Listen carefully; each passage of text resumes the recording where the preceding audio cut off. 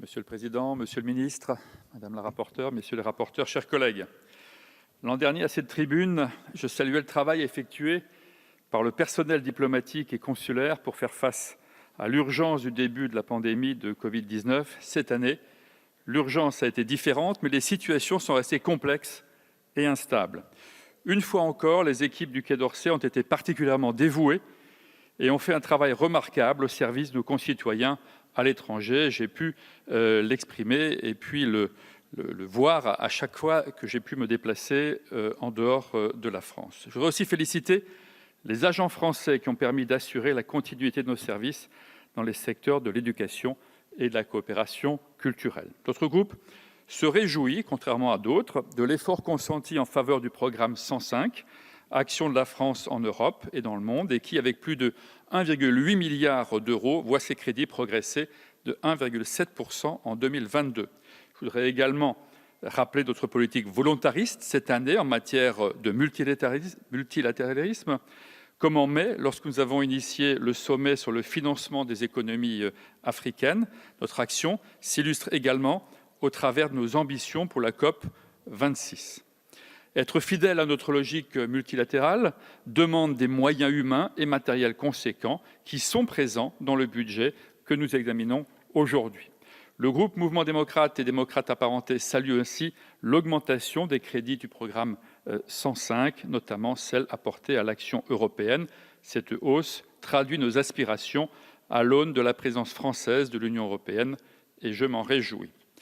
Concernant le programme 151, nous nous félicitons également de la stabilisation des effectifs dont le rapporteur a pu parler pour la deuxième année consécutive. Nous saluons particulièrement la suspension du programme Action publique 2022 qui a entraîné la baisse de 12% des effectifs. Il devenait difficile de maintenir l'excellence française en matière diplomatique et consulaire en ayant des services en sous-effectif. Le périmètre de l'action du ministère des Affaires étrangères est large. Il convient que nous apportions à ce dernier des moyens humains nécessaires pour maintenir l'excellence française en matière diplomatique et consulaire. Afin d'assurer l'efficience et la qualité de nos services diplomatiques, le budget 2022 prévoit ainsi des moyens renforcés pour mettre fin au délitement des effectifs du ministère. À ce titre, notre groupe salue l'ambitieux plan de modernisation qui sera mis en œuvre pour 30 millions d'euros.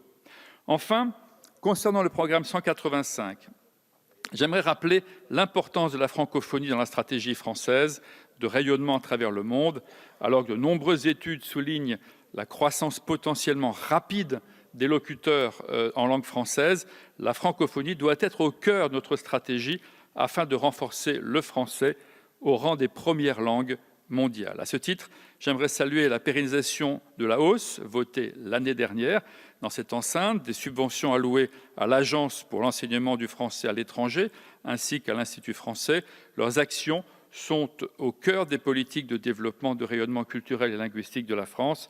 Il convient de les soutenir, même si je soutiens les remarques qui ont été faites par le rapporteur Petit.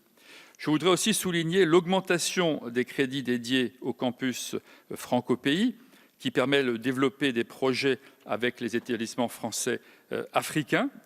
Enfin, je tiens également à rappeler que le label France Éducation dépasse ses objectifs, tandis que le soutien financier exceptionnel accordé aux associations participe au dispositif France Langue Maternelle Flamme. Tout ceci sont des programmes qui fonctionnent bien et qui procèdent du rayonnement de la France à l'étranger et de l'intensification des relations avec nos partenaires internationaux. Toutefois, je voudrais quand même faire remarquer que la progression des crédits dédiés à notre rayonnement est moins rapide que la progression potentielle des locuteurs francophones dans le monde. Si nous voulons vraiment qu'il y ait bientôt 700 millions d'individus qui pratiquent notre langue à travers le monde, il est nécessaire de proportionner nos efforts budgétaires et cette opportunité doit nous permettre et nous exiger que l'on vise encore plus haut dans les années à venir.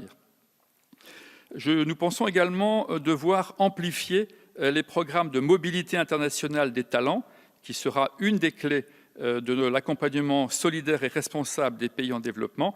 Selon l'UNESCO, par exemple, la France a même reculé d'une place derrière l'Allemagne concernant la mobilité des étudiants.